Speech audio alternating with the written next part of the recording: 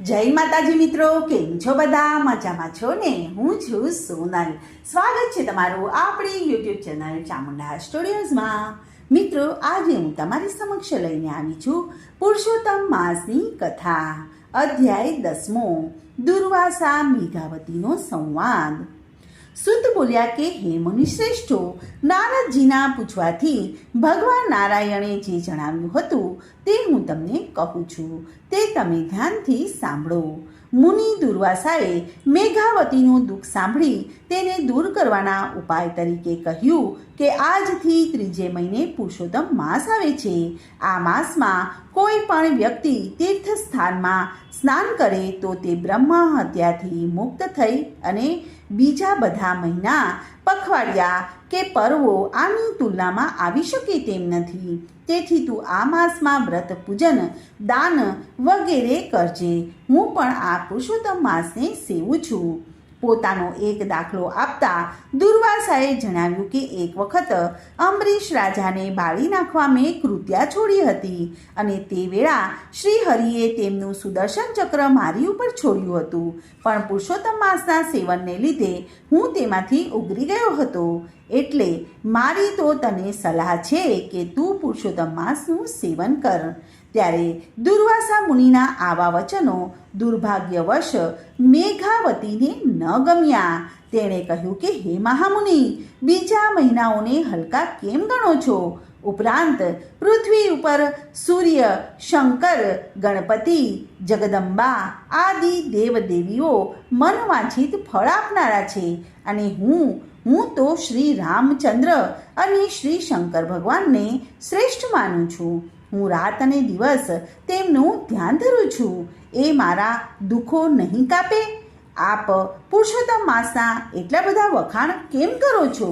ત્યારે મેઘાવતીના આવા વચનો સાંભળીને દુર્વાસા મુનિ ક્રોધથી લાલચોળ થઈ ગયા.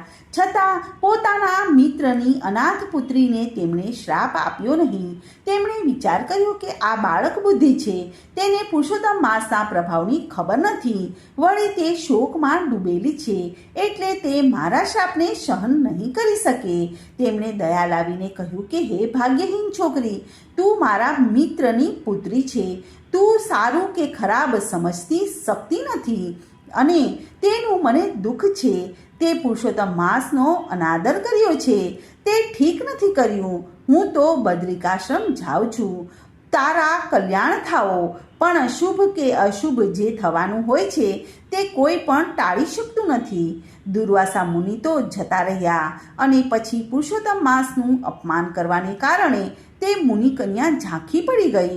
લાંબો સમય વિચાર કર્યા પછી તેણે ભગવાન શંકરનું આરાધન શરૂ કર્યું, કેમ કે તે માનતી હતી કે ભગવાન શંકર તત્કાળ ફળ આપનાર છે. શ્રી બૃહનારદીય પુરાણના પુરુષોત્તમ મહાત્મયનો દુર્વાસા મેઘાવતીનો સંવાદ નામનો 10મો અધ્યાય સંપૂર્ણ. હવે આપણે પુરુષોત્તમ માસની પાવન કથા સાંભળીએ. ગંગા સ્નાનની કથા. એક ગામ હતું, તેમાં બ્રાહ્મણ પોતાના દીકરા સાથે રહેતો હતો. દીકરો મોટો થતાં બ્રાહ્મણે તેને પરણાવ્યો. તેની વહુ આવી એટલે બ્રાહ્મણે દેવદર્શન, પૂજા પાઠ અને કર્મકાંડમાં ધ્યાન આપ્યું. કર્મકાંડને કારણે બ્રાહ્મણ પાસે 2 પૈસાની મૂડી થઈ ગઈ હતી. તે જરૂરિયાતવાળા ખેડૂતોને પૈસા ધીરતો હતો. ખેડૂત પાક થાય ત્યારે તે વેચી અને બ્રાહ્મણને વ્યાજ સાથે મૂડી પરત કરતો હતો. બ્રાહ્મણે એક દિવસ કર્મકાંડનું કાર્ય પતાવીને ઘેર આવ્યો ત્યારે દીકરાની વહુએ રસોઈ તૈયાર રાખી ન હતી. આથી બ્રાહ્મણે દીકરાની વહુને ઠપકો આપ્યો. વહુ જરા મિજાજવાળી હોવાથી તેણે તો કોઈને કહ્યા વગર પિયર ચાલતી પકડી અને બ્રાહ્મણનો દીકરો ઘેર આવ્યો ત્યારે તેણે પિતા પાસેથી બધી વિગત જાણવા માંડી અને તેને પણ થયું કે ભલે ગઈ તેના પિયર 4-5 દિવસ રહી અને તેને મેળે જ અહીં આવી જશે. એક કરતાં પુરુષોત્તમ માસ નજીક આવ્યો. બ્રાહ્મણે તેના દીકરાને કહ્યું કે દીકરા, 2 દિવસ પછી પુરુષોત્તમ માસ ચાલુ થાય છે. હું દર વખતે પુરુષોત્તમ માસનું વ્રત કરું છું. તારી માં કહેતી હતી એટલે મને કાંઈ પણ વાંધો નહોતો આવતો. હવે તારી માં નથી. આ વખતે મારે વ્રત હશે. નદીએ કથા વાર્તા કહેવાનું માટે રોકાવું પડશે. કર્મકાંડનું પણ મારે કામ ચાલુ રહેશે. એટલે એકટાણું ભોજન બનાવવાની તકલીફ રહેશે. તું તારી પત્નીને તેના પિયરથી તેડી લાવ, જેથી તે ઘરનું કામકાજ સંભાળશે. તો હું શાંતિથી પુરુષોત્તમ માસનું વ્રત કરીશ અને ભક્તિ કરીશ. દીકરો તો તૈયાર થઈ ગયો, સાસરે જવા માટે નીકળ્યો. રસ્તામાં એક ખેતર આવ્યું. ખેતરમાં મજાનો પાક થયો હતો. સરસ મજાના પાકને જોઈને તેનું દિલ ઠર્યું. ત્યાં તેની નજર ખેતરમાં ચરતી ગાય ઉપર પડી. તરત જ તેને યાદ આવ્યું કે આ ખેતર તો ધનજી પટેલનું છે. ધનજી પટેલને પોતાના પિતાને પૈસા ધીર્યા હતા એ વાતની તેને ખબર હતી. ગાયને ચરતી જોઈને તેને વિચાર આવ્યો કે આ કોઈ ભટકેલ ગાય પેસી ગઈ હશે. રોજ આવીને આ મહામૂલો પાક ચરી જતી હશે. જો આ રીતે આવા હરાયા ઢોર ઊભો પાક ચરી જાય તો પછી ખેડૂત શું ખાય અને પૈસા પણ ક્યાંથી ભરે? પોતાના પિતાને પૈસા વસૂલ કરવા માટે પણ આ ગાયને મારીને હાંકી કાઢવી જોઈએ. બ્રાહ્મણનો પુત્ર હજુ આવો વિચાર જ કરે છે ત્યાં તો ધનજી પટેલ આવી પહોંચ્યા. તેણે તરત જ ચાડી ખાધી અને પટેલે આ ગાયને રોજ આવીને ચરી જતી હશે. આજ તો મારીને તેને ખો ભૂલાવી દઉં. પાક તૈયાર થાય ત્યારે આવા હરાયા ઢોરનું ખાસ ધ્યાન રાખવું જોઈએ. પાક વેડફાઈ જશે તો પછી પૈસા કેવી રીતે બચશે? ધનજી પટેલના હાથમાં લાકડી હતી એટલે તેમણે તો ચરતી ગાયને ધબોધબ ધીબવા માંડી. ગાય તો મારને કારણે મરણતોલ દશામાં બેસી પડી. તે તો હવે ઘડી બે ઘડીની મહેમાન હતી. મરતા પહેલા ગાયને વાચા આવી. તેણે બ્રાહ્મણના દીકરાને શ્રાપ આપ્યો, હે બ્રાહ્મણ પુત્ર, તે મારી વિરુદ્ધ ખોટી ભંભેરણી કરીને મને ખેડૂત પાસે ઘણો માર ખવડાવ્યો છે અને તેના પરિણામે હું થોડીક જ વારમાં મરી જવાની છું. હવે તારા કર્મના ફળ રૂપે તું ગધેડાના અવતાર ભોગવીશ. આ શ્રાપ સાંભળીને બ્રાહ્મણના દીકરાને પરસેવો વળી ગયો. તે તો ગભરાઈ ગયો. આ તો ગાય માતાનો શ્રાપ હતો, તો તે કોઈ કાળે મિથ્યા ન થાય. તે તો ગાયના ચરણોમાં ઢળી પડ્યો અને કરગરવા લાગ્યો કે હે ગાય માતા, મારાથી અક્ષમ્ય અપરાધ થઈ ગયો છે. મને ક્ષમા કરો. મારા પાપની સજા ભોગવવા માટે હું તૈયાર છું, પણ આ શ્રાપમાંથી હું ક્યારે અને કેવી રીતે મુક્ત થઈશ એટલું મને કહેતા જાઓ. ગાય બોલી કે તું તારે સાસરે જઈશ ત્યાં તું ગધેડો બનીને જઈશ. હવે તારી વહુ તને ગધેડાના સ્વરૂપમાં અહીં લાવીને પુરુષોત્તમ માસની શરૂઆતથી લઈને છેલ્લા દિવસ સુધી રોજ સવારના ગંગા નદીમાં સ્નાન કરાવશે. પોતે સ્નાન કરશે અને ખવડાવીને એકટાણું કરશે. તો તને તેના પુણ્યના પ્રભાવે તું ગધેડામાંથી પાછો અસલ સ્વરૂપમાં આવી જઈશ. આટલું કહ્યા પછી ગાય તો મરી ગઈ. બ્રાહ્મણ પુત્ર ભાંગેલા પગે સાસરે ગયો. તેને ઢીલો જોઈને સાસરી પક્ષવાળા રાજી થઈ ગયા. તેઓએ માન્યું કે હવે કેવા ઢીલા થઈને મને તેડવા આવ્યા છીએ. ત્યારે બ્રાહ્મણ પુત્રે ગાયના બનાવની બધી વાત પોતાની પત્નીને કરી. તેને શ્રાપ અને શ્રાપમાંથી મુક્ત કેમ થવાય તેનો ઉકેલ બધું જણાવ્યા પછી તે તરત જ ગધેડો થઈ ગયો. વહુ ધર્મિષ્ઠ હતી. તે તો ગધેડાને લઈને સાસરે આવી. પુરુષોત્તમ માસ શરૂ થતાં જ તે રોજ સવારે ગધેડાને લઈને ગંગા નદીમાં સ્નાન કરાવે, પછી પોતે સ્નાન કરે, કથા વાર્તા સાંભળે અને ગધેડાને ખવડાવીને ખાય.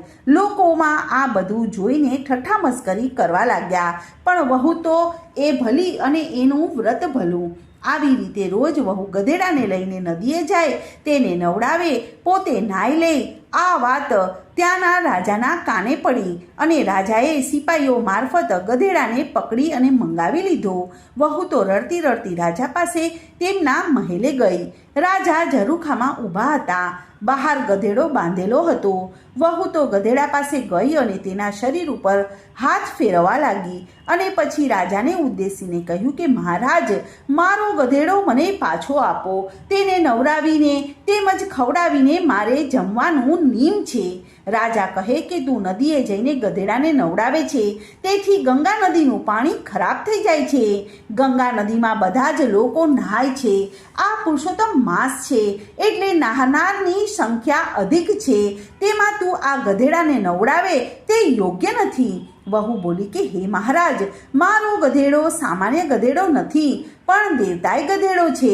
તેનું સાચું સ્વરૂપ તમારે જોવું હોય તો પુરુષોત્તમ માસ પૂરો થાય ત્યારે તમે મારા ઘેર આવજો. રાજાના દિલમાં દયા આવી તેમણે ગધેડાને વહુને સોંપી દીધો.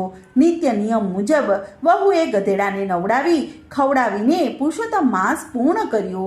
હવે તે ગાય માતાના શ્રાપમાંથી મુક્ત થવાની તૈયારીમાં હતો અને વહુએ ગંગાજળનો છંટકાવ લોટો ભરી અને લાવી અને ગધેડા પાસે ઊભા રહી અને પ્રાર્થના કરવા લાગી કે હે પુરુષોત્તમ ભગવાન, મેં જો આખો મહિનો પૂરેપૂરી શ્રદ્ધા અને ભક્તિથી તમારું વ્રત કર્યું હોય તો હે ગાય માતા, આપના શ્રાપમાંથી મારા પતિને મુક્ત કરી અને અસલ સ્વરૂપમાં પાછા આપો. આટલું કહી અને તેણે 3 વખત જળનો છંટકાવ કર્યો, જેથી તેનો પતિ અસલ સ્વરૂપમાં પાછો આવી ગયો. બીજે દિવસે રાજા અને રાણી વહુને ઘેર આવ્યા. તેમણે આજુબાજુ નજર કરી તો વહુ કોઈ યુવાન સાથે વાતો કરીને ઊભી હતી. તે જોયું કે વહુની નજર રાજા અને રાણી ઉપર પડતા તેને તરત જ તે ઊભી થઈ અને રાજા રાણી પાસે ગઈ અને તેને નમન કરવા લાગી. પછી પોતાના પતિને પણ રાજા રાણીને નમન કરવા માટે કહ્યું. છેવટે વહુએ બધી વાત કરી અને પુરુષોત્તમ માસના વ્રત અને સ્નાનનો આવો અલૌકિક મહિમા જાણી અને રાજા રાણીએ પણ આ જીવન પુરુષોત્તમ વ્રત રાખવાનો સંકલ્પ કર્યો. ગામ લોકોને પણ આ પ્રસંગ પછી પુરુષોત્તમ માસના વ્રત અંગે વધુ આસ્થા અને શ્રદ્ધા બેઠી. ગંગા જળ સમ જળ નહીં, જે પાપ બધાના ધોય. પતિતને પાવન કરે છે, જે ગંગા સ્નાન કરતા હોય. બોલો પુરુષોત્તમ ભગવાનની જય. કૃષ્ણ કનૈયા લાલ કી જય.